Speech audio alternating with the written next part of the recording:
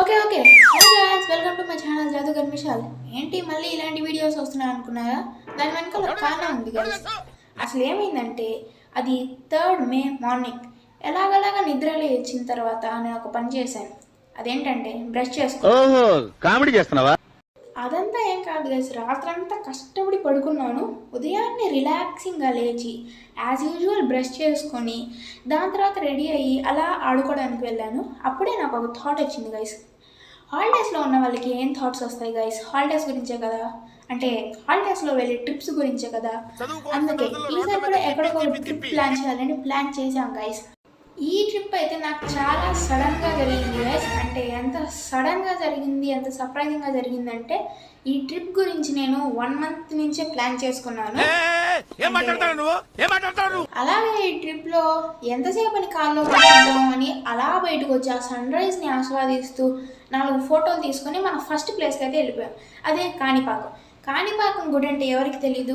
అక్కడికి వెళ్ళి ఒక 4 ఫోటోలు తీసుకున్నాం. లోపలికి అయితే ఫోన్ అలవ్ లేదు, అందుకే మేము తీసుకోలేదు. సో మన నెక్స్ట్ ప్లేస్ వచ్చేసి శ్రీపురం గోల్డెన్ టెంపుల్, అదే మన వేలూరులో ఉంది కదా అదే. సో అక్కడికి వెళ్ళి లోపలికి వెళ్ళి దర్శనం చేసుకుని వచ్చిన తర్వాత ఇలా అక్కడ ఉన్న ఎన్విరాన్మెంట్తో ఫోటోలు దిగి కార్ దగ్గరకు వచ్చి ఒక 4 ఫోటోలు తీసుకున్నాము. ఈ ట్రిప్లో మేము వెళ్ళిన అన్ఎక్స్పెక్ట్ ప్లేస్ లేదంటే అదే అండి, శ్రీపురం టెంపుల్. అసలు మా ట్రిప్లోనే లేదు. అసలు మేము ఎక్స్పెక్ట్ చేయకుండానే ఇక్కడికి వెళ్ళాం. ఇలాగే ఎక్స్పెక్ట్ చేయకుండా అరుణాచలం కూడా వెళ్ళాం. అసలు అరుణాచలం సిటీలోకే వెళ్ళాం అని వింటున్నాను, కానీ మాకైతే దర్శనం కూడా అయింది, అది కూడా అన్ఎక్స్పెక్టెడ్గా. సో ముందైతే గోపురం దగ్గర 4 ఫోటోలు తీసుకుని లోపలికి వెళ్ళి దర్శనం చేసుకొని వచ్చిన తర్వాత చెప్పులు కనిపించలేదు గైస్. దానికోసం మళ్ళీ ఒక గిరి ప్రదక్షిణ చేశాము. అరుణాచలం గుడిలో అయితే ఎన్నో గోపురాలు ఉన్నాయి గైస్. మేము ఒక చోట చెప్పులు వదిలేసి ఇంకో చోట వెతుక్కున్నాం. అందుకే మళ్ళీ ఒక రౌండ్ వేసుకుని వచ్చి అక్కడ చెప్పులు తీసుకున్నాము.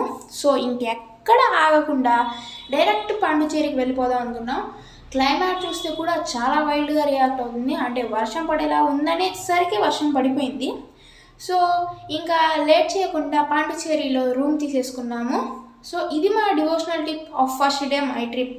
సో ఇంకా నేను పాండిచేరిలో తిరిగిన బీచెస్ అవన్నీ ఉన్నాయి, వాటి గురించి నేను నెక్స్ట్ వీడియోలో డెఫినెట్గా చెప్తాను. సో ఈ వీడియోకి ప్లీజ్ లైక్ చేయండి, మన ఛానల్ సబ్స్క్రైబ్ చేసుకోండి. నెక్స్ట్ వీడియో కోసం వెయిట్ చేయండి. Bye bye.